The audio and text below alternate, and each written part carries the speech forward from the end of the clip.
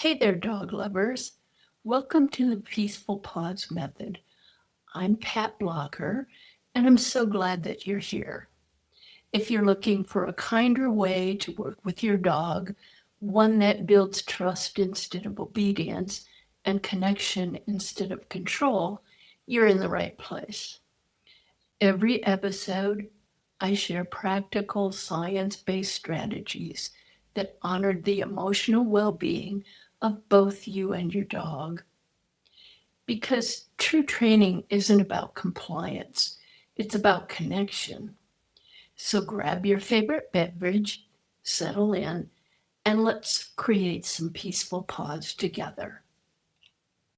Creating boundaries that feel like safety, not punishment for your dog. Somewhere along the way, boundary became a word we brace for.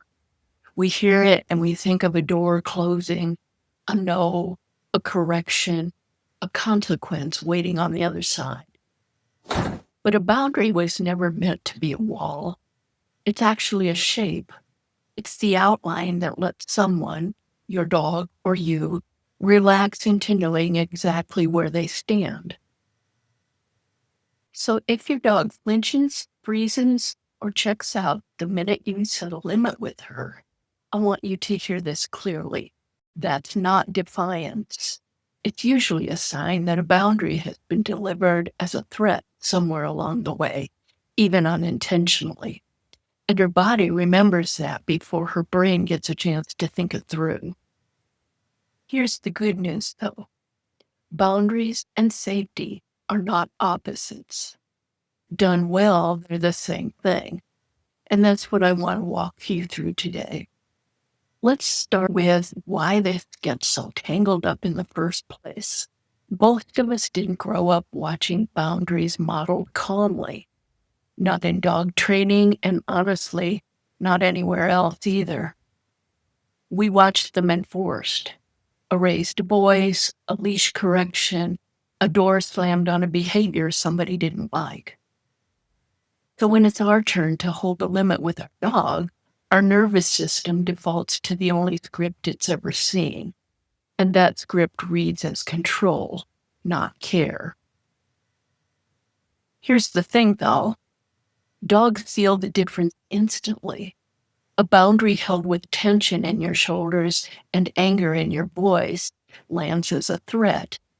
That same boundary held with a steady breath and a settled body lands as information.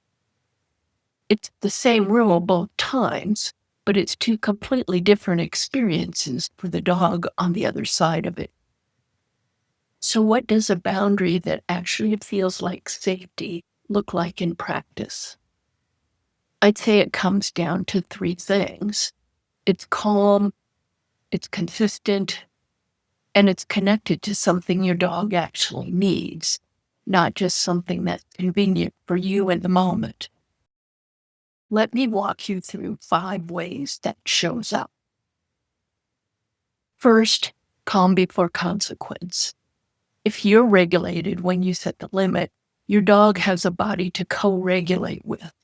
If not, there's nothing steady for her to borrow, and she feels that. Second, predictable, not punitive. The same cue gets the same quiet follow through every single time. No surprises, no escalation. Third, redirect her towards something, not just away from something. Off the counter and on your mat gives her somewhere to land. Fourth, hold it without a story.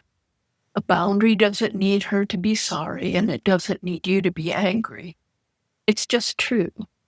And it stays true whether either of you is having a good day or a difficult one. And fifth, reinforce it with relief, not relief withheld. The moment your dog meets the boundary, she should feel your energy soften. That's the signal that tells her this was never about rejection in the first place. Let me give you a small everyday example of this in action. Say your dog jumps up on guests at the door. The punishment instinct says, knee her away, raise your voice, make the jumping feel bad enough that she's going to stop doing. But a safety-based boundary looks almost boring by comparison. And that's kind of the point. You ask for a sit before the door opens. If she gets up, the door simply doesn't open again until she's settled. No yelling, no drama, no story about her being rude or trying to dominate the moment. Just a clear, repeatable pattern. The door opens when all 4 feet are on the floor. Within a handful of repetitions, most dogs stop testing that boundary altogether. Not because they're afraid of what happens if they don't, but because they've learned exactly what happens either way. And that certainty is its own kind of relief. Before I let you go, I want to leave you with a few questions worth sitting with. Maybe tonight or before your next training session, when you set a limit with your dog, what's actually happening in your own body? Your jaw, your shoulders, your breath? Do your boundaries stay the same on your difficult days as they do on your easy ones? Does your dog have somewhere to go when you ask her to stop doing something, or when she's somewhere she's not allowed? And what did boundaries feel like to you growing up? How much of that are you still handing down, even without meaning to?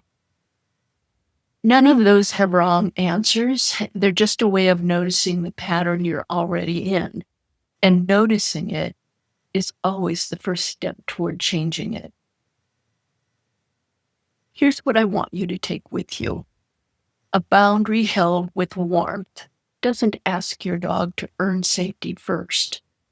It offers safety, and the structure grows out of that, not the other way around. That's the whole shift. Correction tries to stop behavior. Connection changes what the behavior needed to be there for in the first place. Because connection heals what correction never could. Thanks so much for spending time with me today. I hope this gives you and your pup a pathway toward more peace and connection. If you found this helpful, hit that subscribe button and ring the bell so you'll never miss an episode. And if you're ready to dive deeper or need personalized support for you and your dog, head over to my website, which is patblocker.com, or reach out to me directly by email at info@patblocker.com. Remember, every small step you take with kindness creates lasting change. I'll see you next time. Until then, keep creating those peaceful paws.